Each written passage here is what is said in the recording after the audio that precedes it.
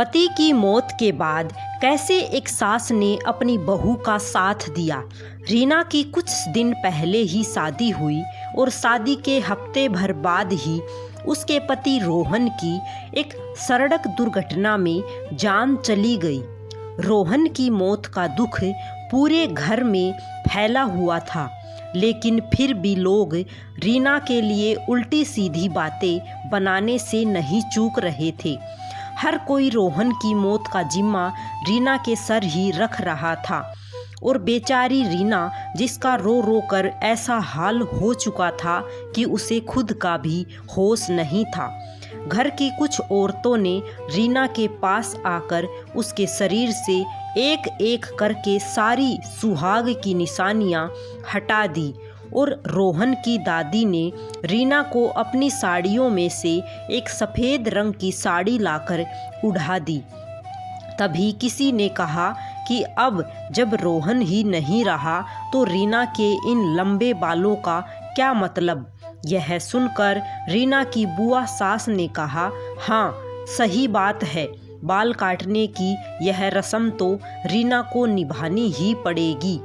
वो जल्दी से अंदर गई और रीना के बाल काटने के लिए कैंची ले आई। बुआ सास उस कैंची से जैसे ही रीना के बाल काटने को हुई कि तभी रीना की सास ने बुआ जी का हाथ पकड़ लिया। क्या कर रही हो दीदी? इस बेचारी बच्ची के बाल क्यों काट रही हो? रीना की सास ने रीना के सिर पर बड़े प्यार से हाथ फेरते हुए कहा। तो बुआ जी बोली, अरे ये तो परमात्मा है, पति के मरने के बाद पत्नी को बाल काटने ही पड़ते हैं। सब औरतों के कटते हैं, फिर इस रीना के भी कटेंगे न।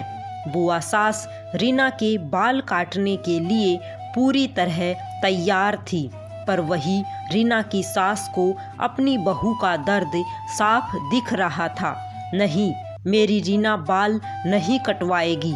रही परंपराओं की बात, तो कुछ परंपराएं अगर गलत हों तो उन्हें बदल देना चाहिए। हर इल्ज़ाम और हर परंपरा सिर्फ औरतें ही क्यों सहे। मेरा रोहन रीना से बहुत प्यार करता था और रीना भी उसे बहुत चाहती थी। अगर आज रोहन जिंदा होता तो वो ये सब बिल्कुल बर्दाश्त नहीं करता। मेरे बेटे रोहन की मौत एक एक्सीडेंट है, इसमें मेरी बेटी रीना की क्या गलती। अगर किसी ने भी दोबारा रीना के बाल काटने की कोशिश की तो मैं भी अपने बाल काटकर यहीं फेंक दूंगी। रीना की सास की ये बातें सुनकर बुआ जी दंग रह गई और हाथ से कैंची छोड़ दी।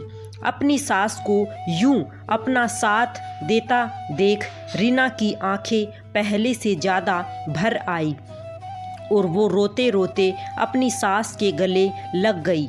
उस वक्त रीना भले ही पूरी तरह टूटी हुई थी, पर अपनी सास का साथ पाकर उसका मन कुछ हल्का हो गया था। हर एक सासू माँ को अपनी बहू से ऐसे ही प्यार करना चाहिए। हर हालत में उसका साथ निभाना चाहिए, चाहे खुशी हो या गम हो। आपस में दुख सुख बांटने से माँ को सुकून मिलता है। राधे राधे सभी को जय श्री कृष्णा।